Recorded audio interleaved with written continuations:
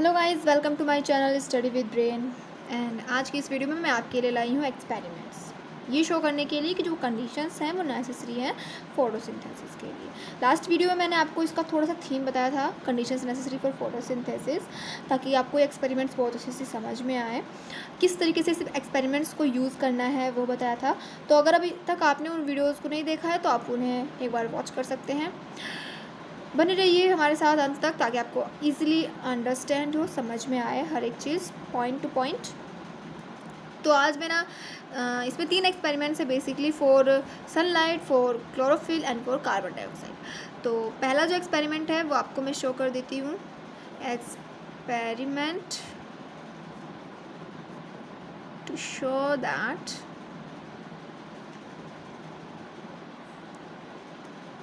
sunlight is necessary for photosynthesis. तो हमने क्या करना है, सबसे पहले कि एक पॉटेड प्लांट लेना है। ठीक है, हमें एक पॉटेड प्लांट लेना है। और क्या करना है कि देखिए, पहले तो ये मेरा पॉट है और ये है मेरा प्लांट।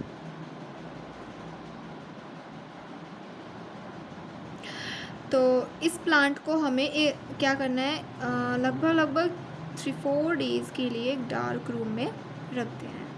ठीक है, ये डार्क रूम है एक तरीके से, यहाँ पे बिल्कुल भी सनलाइट नहीं है।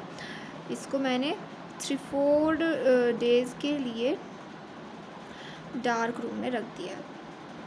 आफ्टर 3-4 डेज़ जब हम इस पॉटेड प्लांट को सनलाइट में लाएंगे, ठीक है, ये पॉटेड प्लांट है,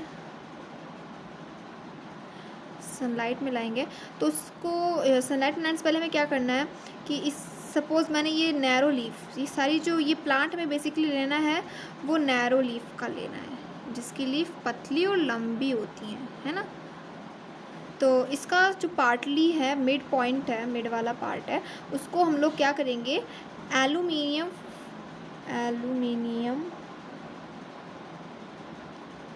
फॉइल से कवर कर देंगे। ठीक है, ये वाला पार्ट मैंने एलुमिनियम फॉइल से कवर कर दिया है। और यहाँ पे मेरी सपोज़ सनलाइट है।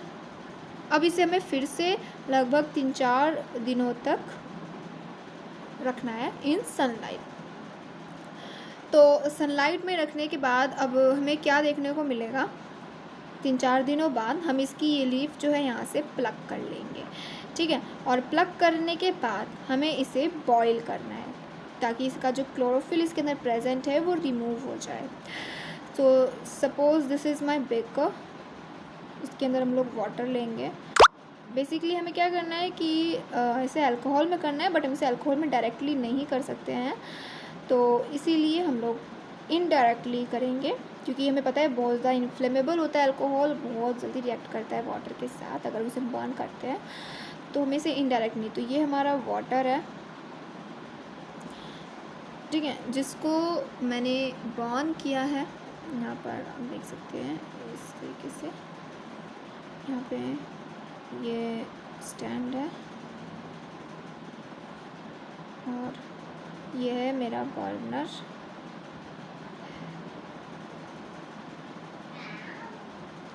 ये मेरा बर्नर है और इसमें हम लोग दूसरा वाला जो बेकर है, यानी स्मॉल बेकर है, उसको भी लेंगे। इस तरीके से मैंने ले लिया है। सपोज़ इससे हमारा क्या प्रेजेंट है, अल्कोहल प्रेजेंट है, और इसके अंदर ही मैंने इस लीफ को भी डाल दिया है।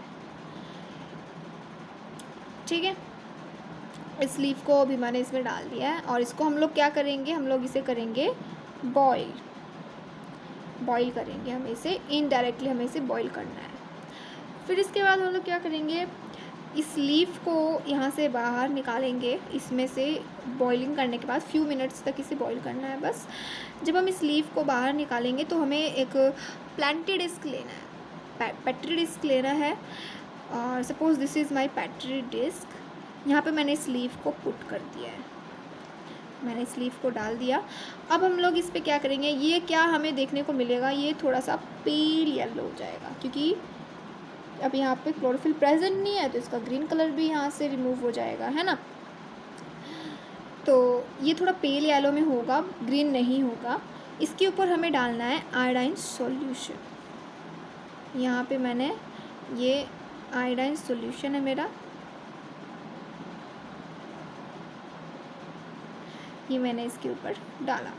तो जब हम लोग आयोडाइन सॉल्यूशन डालेंगे तो हमें पता है कि आयोडाइन सॉल्यूशन क्या करता है। आयोडाइन सॉल्यूशन जो होता है वो स्टार्च को ब्लू ब्लैक कलर देता है, यानी कि स्टार्च, हमने एक पॉइंट पढ़ा था, starch give blue black colour with iodine solution. तो यहाँ पे ऐसा ही होगा। तो हमें पता है कि जब हमने इसे कवर करके, एल्युमिनियम फॉइल से कवर करके सनलाइट में रखा था, तो इस वाले पार्ट में क्या था, हमारा स्टार्च प्रेजेंट नहीं था। क्यों नहीं था? क्योंकि जब हमने इसको 3-4 दिनों तक डार्क रूम में रखा था तो वहाँ से जितना भी उसका स्टार्च था उसे किसने यूज़ कर लिया था, इन्हीं लीव्स ने रेस्पिरेशन के लिए यूज़ किया था।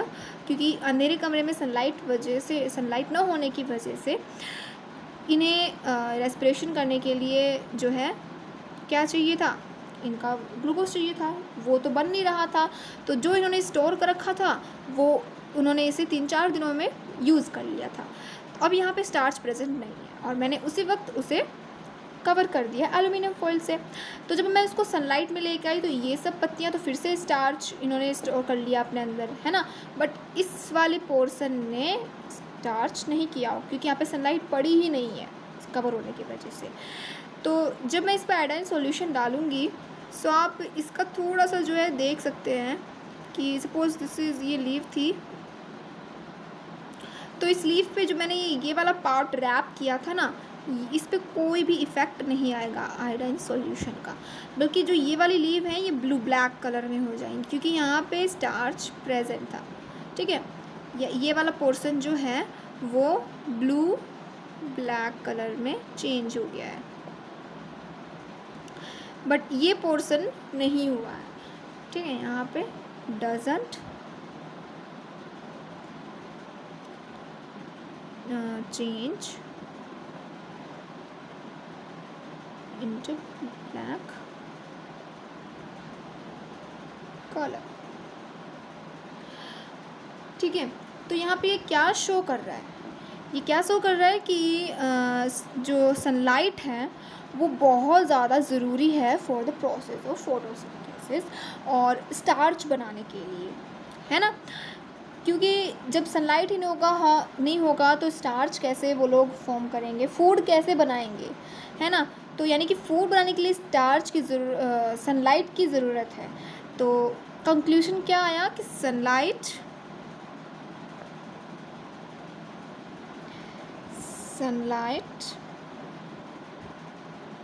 Is necessary for photosynthesis. साथ ही में इसके साथ आपका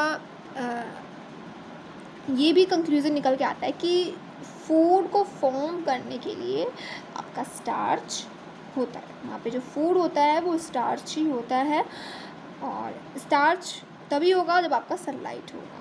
ठीक है ना। तो चलिए हम लोग अब सेकेंड एक्सपेरिमेंट के बारे में देखते हैं। सेकेंड एक्सपेरिमेंट जो कि आपका क्लोरोफिल के बारे में है, तो उस एक्सपेरिमेंट को एक बार करते हैं। तो इस एक्सपेरिमेंट को करने से पहले मैं आपको पहले तो कॉमन सी चीज़ बता देती हूँ यहाँ पे आपको एक्सपेरिमेंट को करने से पहले, कि यहाँ पे हमें चाहिए होगी वेरीगेटेड लीव्स, हमें चाहिए होगी वेरीगेटेड लीव्स। तो वेरीगेटेड लीव्स होती कैसी हैं बेसिकली, सबसे पहले तो ये जानना ज़रूरी है कि आखिरकार वेरीगेटेड लीव्स होती कैसी हैं। तो मैं आपको बताती हूँ। ये देखिए कुछ इस तरीके से होती हैं ये वेरीगेटेड लीव्स। ठीक है, इसका जो ये वाला पोर्शन होता है यहाँ पे क्लोरोफिल प्रेजेंट नहीं होता है, और ये वाला जो पोर्शन है यहाँ पे आपकी क्लोरोफिल प्रेजेंट हुआ है, इस वजह से ये ग्रीन दिखती हैं। यहाँ पे क्लोरोफिल नहीं होता है तो इस वजह से ये थोड़ी वाइटिश होती हैं, ग्रीन इसमें नहीं होती हैं। ठीक है। तो आपने भी देखा ना किस तरीके से होती हैं वो। यहाँ पर जैसे आपकी ये लीफ है ना, तो इस तरीके से होता है। तो ये वाला तो पोर्शन थोड़ा वाइटिश होता है क्योंकि यहाँ पे क्लोरोफिल नहीं प्रेजेंट होता है इसके, यहाँ पे क्लोरोफिल प्रेजेंट होता है, तो ये होता है ग्रीन। यानी कि वेरीगेटेड लीव्स की एक तरीके से डेफिनेशन क्या होती है कि आपकी वो leaves, the leaves which are partly green and partly white are called variegated leaves। ठीक है, उन्हें हम लोग वेरिएगेटेड लीव्स बोलते हैं। ज़रूरी नहीं है कि ये ऐसे ही हो, ऐसा भी हो सकता है कि ये पूरी लीफ हो और इसके कुछ कुछ हिस्सों पे हो, यानी कि ये लीफ हो और इसके कुछ कुछ हिस्सों में ऐसा हो, है ना, कुछ भी हो सकता है, कैसी भी लीफ हो सकती है।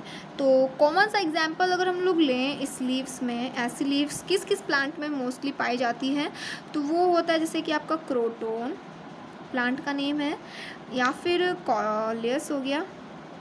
ठीक है, ये बेसिकली कुछ प्लांट्स के नेम हैं जो जिनकी लीव्स इस तरीके की होती हैं, देखी जाती हैं। तो चलो अब हम लोग एक्सपेरिमेंट स्टार्ट करते हैं। ठीक है, तो हमें उसी तरीके से एक पॉटेड प्लांट लेना है और उसे डिस्चार्ज करने के लिए डार्क रूम में 3-4 डेज़ के लिए रख देना है। सो मैंने यहाँ पे पॉटेड प्लांट यूज़ किया है। ठीक है, यहाँ पे ये लीफ है मेरी,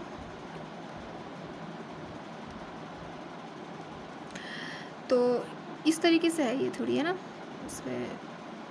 तो इस प्लांट को मैंने डार्क रूम में रख दिया है। ये एक तरीके से पूरा डार्क रूम है। ठीक है, 3-4 डेज़ के लिए मैंने इसे डार्क रूम में रख दिया है। 3-4 डेज़ के बाद हम लोग क्या करेंगे कि अब हम इसको थोड़ा ब्राइट सनशाइन में लेके आएंगे। ठीक है, ठीक है, इस तरीके से।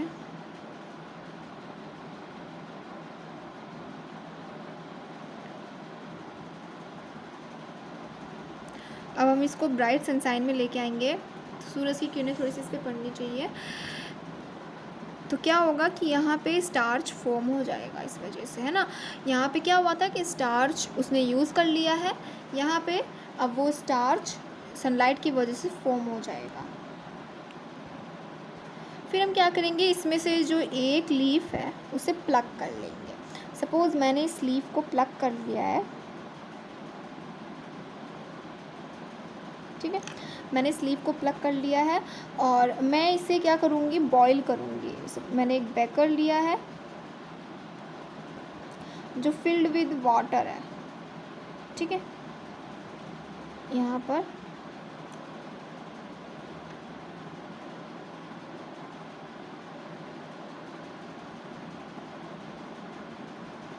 इसको मैं बॉईल करूँगी। किस लिए करूँगी, ताकि डीकलराइज हो जाए, इसमें जितना भी क्लोरोफिल प्रेजेंट है उसको वहाँ से हटाने के लिए। ठीक है, फिर इसके बाद मैं इसे दोबारा से इस लीफ को निकाल के एक अल्कोहल वाले कंटेनर में डालूँगी, सेकंड बीकर में। ठीक है, यहाँ पे ये बीकर है, सेकंड बीकर है मेरा, इसमें इस लीफ को मैंने डाल दिया है। इस तरीके से ये मेरा यहाँ पे अल्कोहल है और इसी बीकर में डाला है। ठीक है, इसी बीकर में डाला है मैंने, वाटर वाले में ही। यहाँ पर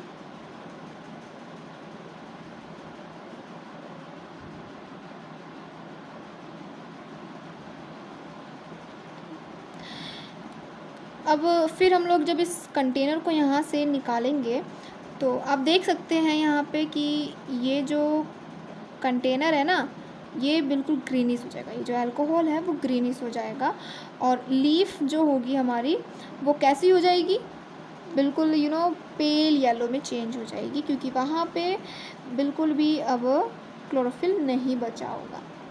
ये पेल येलो में हो जाएगी। अब हम इसके बाद क्या करेंगे, यहाँ पे ये इसका ग्रीन होना क्या शो कर रहा है कि जितना भी क्लोरोफिल है वो इसके अंदर हीटिंग की वजह से रिमूव हो गया है, यहाँ पे आ गया है, इसके अंदर रिएक्ट हो गया। तो अब हम इस लीफ पे क्या करेंगे, हमारी जो ये लीफ है बिल्कुल मतलब ये इस तरीके से यहाँ पे कुछ भी शो नहीं होगा, ये बिल्कुल पूरा का पूरा पेल येलो शो होगा। इस लीफ पे हम लोग आयोडाइन सॉल्यूशन डालेंगे। मैंने इस लीफ पे आयोडाइन सॉल्यूशन डाला। आयोडाइन सॉल्यूशन डालने के बाद क्या होगा कि इसका जो हिस्सा वाइटिस था, यानी कि जो ये वाला पार्ट है जो कि वाइटिस था, वो तो उस पर कोई इफ़ेक्ट नहीं आएगा, इस पर हमारा कोई भी इफ़ेक्ट नहीं आएगा। और जहाँ पे क्लोरोफिल प्रेजेंट था वो हो जाएगा change into blue black colour. ये हमारा नहीं चेंज होगा, नथिंग, अगर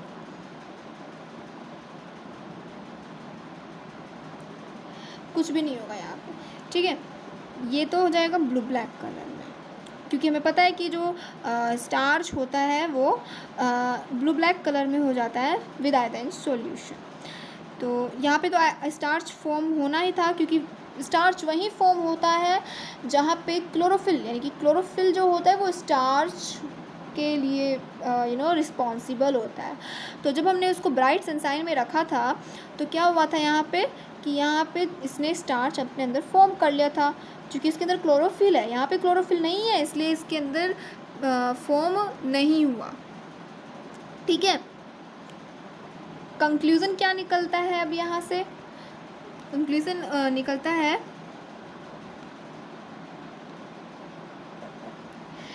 कि क्लोरोफिल जो है वो नेसेसरी है फोटोसिंथेसिस की प्रोसेस के लिए। Chlorophyll is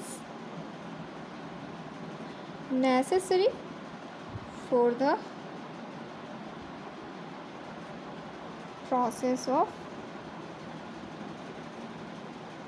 photosynthesis. तो हमने देखा यहाँ पे कि जब वहाँ पे क्लोरोफिल प्रेजेंट नहीं है जिस जगह पे, वहाँ पे स्टार्च फॉर्म हो ही नहीं सकता, वहाँ पे फूड बन ही नहीं सकता। तो यानी कि क्लोरोफिल का होना भी बहुत ज़रूरी है, ठीक है। तो चलिए बढ़ते हैं अपने लास्ट एक्सपेरिमेंट की तरफ अबाउट कार्बन डाइऑक्साइड, ठीक है। इन दिस एक्सपेरिमेंट हमें कुछ मटेरियल चाहिए मेनली, तो उस मटेरियल्स के मैं नाम बता देती हूँ। पोटेशियम हाइड्रोक्साइड,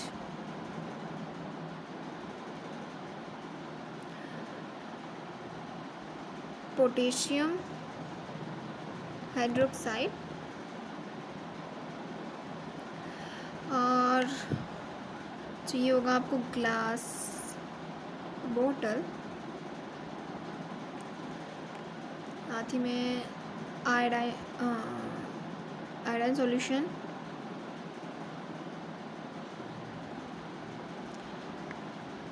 और एक स्प्लिट कॉर्क, ग्रीस। ओके, सो हर एक्सपेरिमेंट्स में की तरह ही हम लोग यहाँ पे भी एक पॉटेड प्लांट लेंगे। तो एक्सपेरिमेंट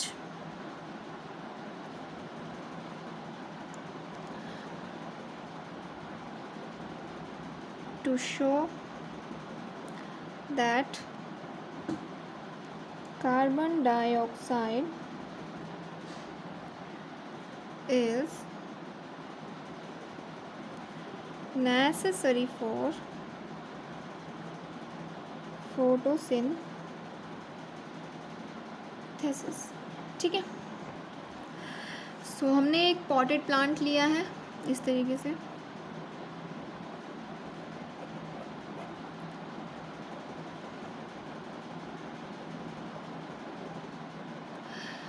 उस पॉटेड प्लांट में हम लोग क्या करेंगे कि हमें नैरो लीफ वाला प्लांट चाहिए होगा, ठीक है।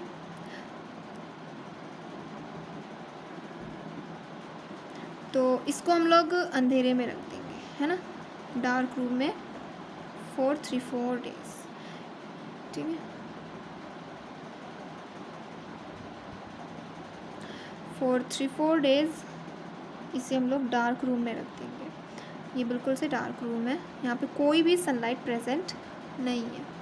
फिर इसे हम लोग जब ये डी-स्टार्च हो जाएगा, यानी कि जब ये सारा स्टार्च यूज़ कर लेगा और स्टार्च जितना भी इसमें है वो रिमूव हो जाएगा इसमें से, तो हम लोग इसकी एक लीफ है, ये जो मेरा पॉटेड प्लांट है,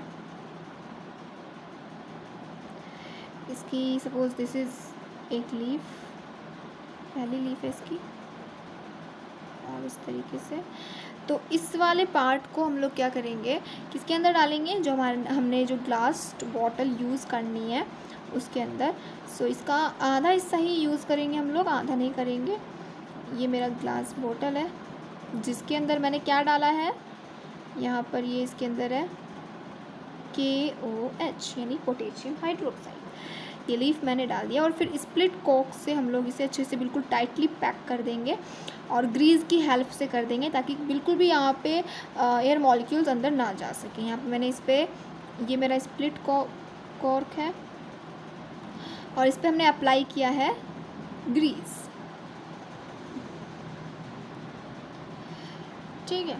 सो यहाँ पे अब हम लोग पोटेशियम हाइड्रोक्साइड क्यों डाल रहे हैं इसमें बॉटल में, क्योंकि ये बॉटल कहीं भी रखी होगी तो क्या हो सकता है इसमें कि आपके जो भी एयर मॉलिक्यूल्स हैं इसमें प्रेजेंट होगा एयर, तो जब हम इसको डालेंगे ना तो क्या होगा कि जितना भी एयर इसके अंदर होगा वो KOH जो है उसे एब्जॉर्ब कर लेगा। तो अगर इसके अंदर कार्बन डाइऑक्साइड भी होगा तो वो उसे एब्जॉर्ब कर लेगा, ठीक है, जिससे कि ये जो लीफ है ये विदाउट कार्बन डाइऑक्साइड हो जाएगी, इसके अंदर कार्बन डाइऑक्साइड बिल्कुल भी प्रेजेंट नहीं होगा, ठीक है।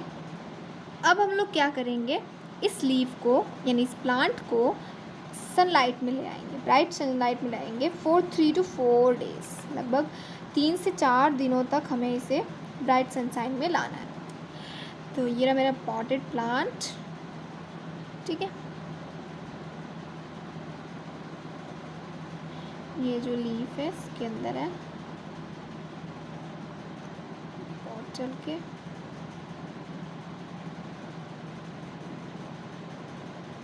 KOH, ठीक है, ये स्प्लिट है।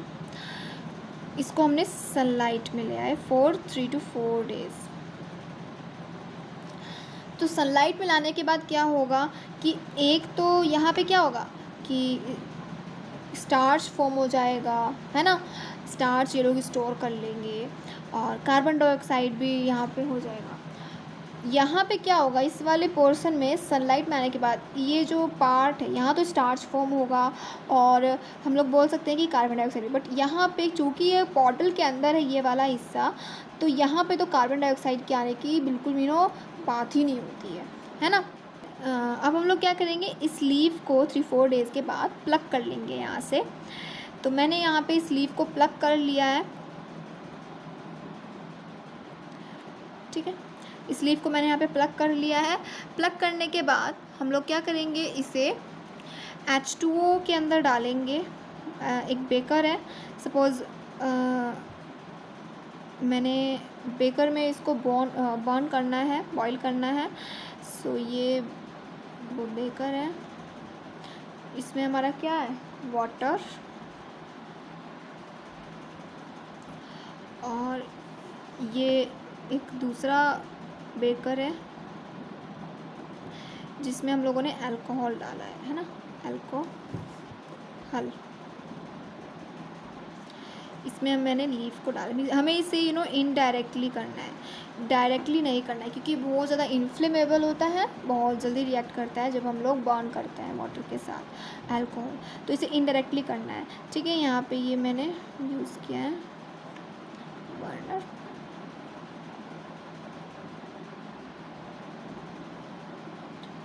गैस स्टोव पे। सो अब इसे हम लोग बॉईल करेंगे। बॉईल करने के बाद ही क्या होगा, इसके अंदर जितना भी क्लोरोफिल होगा वो रिमूव हो जाएगा, ये डीकलराइज्ड हो जाएगा, ठीक है। ये डीकलराइज्ड हो जाएगा किस तरीके का,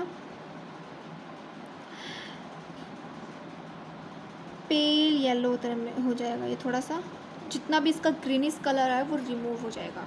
ठीक है, अब हम लोग क्या करेंगे, इसके ऊपर डालेंगे आयोडाइन सॉल्यूशन। आयोडाइन सॉल्यूशन डालेंगे। तो आयोडाइन सॉल्यूशन जब हम लोग डालेंगे, हमें पता है कि जो स्टार्च होता है वो ब्लू ब्लैक कलर देता है विद आयोडाइन सॉल्यूशन। तो यहाँ पे इस कौन सा पार्ट देखो हो जाएगा, बेसिकली जो हमने ये वाला पोर्शन जो कि हमने कवर किया था ना, वो वाला पोर्शन आपका हो जाएगा, मतलब इसमें कोई भी चेंज नहीं आएगा, इसमें आएगा चेंज। ठीक है, जो बाहर था।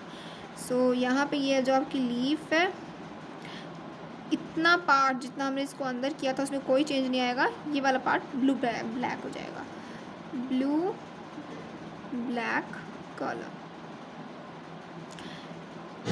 ये नहीं होगा। ठीक है, नथिंग।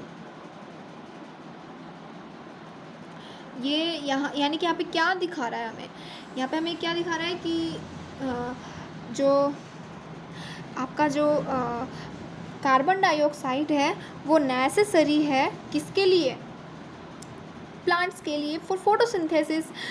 क्योंकि अगर कार्बन डाइऑक्साइड नहीं होगा तो स्टार्च फॉर्म ही नहीं होगा, क्योंकि उन्हें भी तो ज़रूरत होती है ना कार्बन डाइऑक्साइड की। तो यानी कि कंक्लूज़न क्या निकल के आया,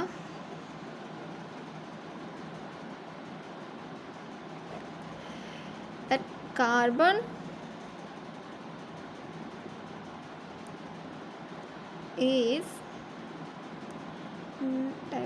dioxide is necessary for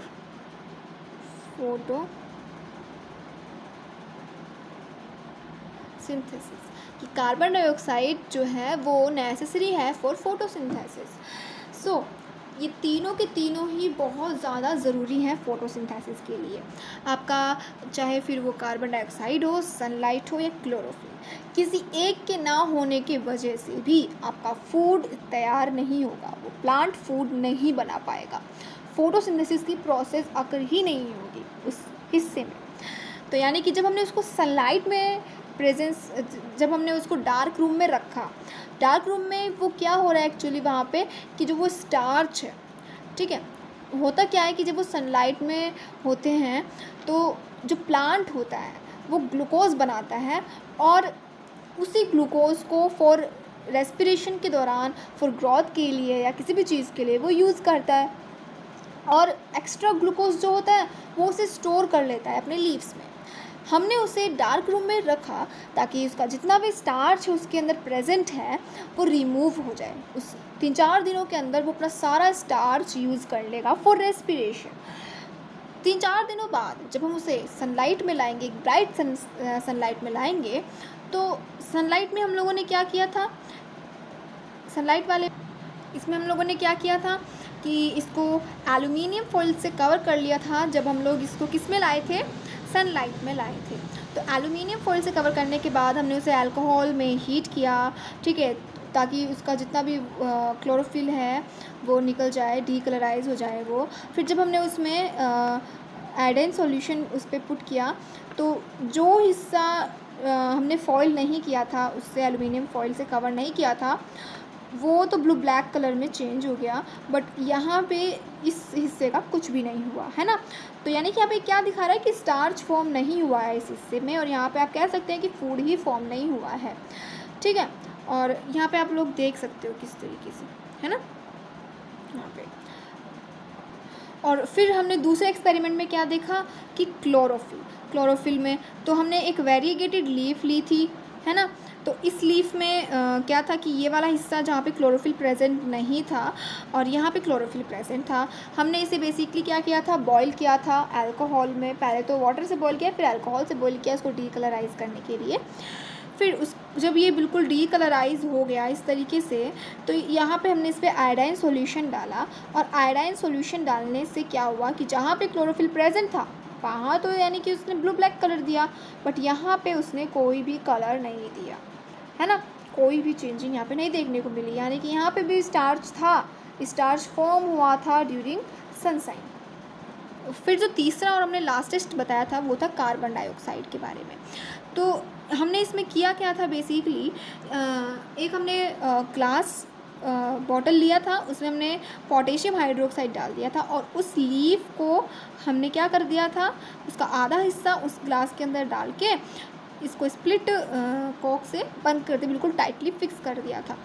उसको फिक्स करने के बाद हमने क्या किया, बॉईल किया था बेकर में और अल्कोहल में बॉईल किया था उसको डीकलराइज करने के लिए, उसका जितना भी क्लोरोफिल है उसको रिमूव करने के लिए।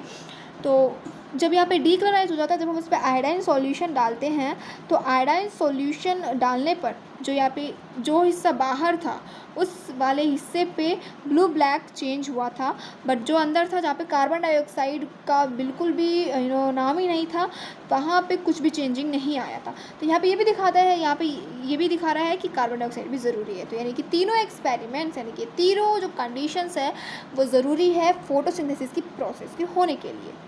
ठीक है, so thank you guys, thank you so much for watching my video till last. And अगर आपको वीडियो समझ आई हो, साथ ही पसंद भी आई हो, तो प्लीज़ लाइक एंड शेयर और सब्सक्राइब करना ना भूलें। साथ ही में आप बेल आइकन को भी प्रेस कर दें ताकि हमारी फ्यूचर वीडियोस आप तक सबसे पहले पहुंच जाएं। ठीक है, उम्मीद है आप लोग स्टे होंगे, सेफ होंगे। ठीक है, तो thank you so much for watching my video. Thank you so much.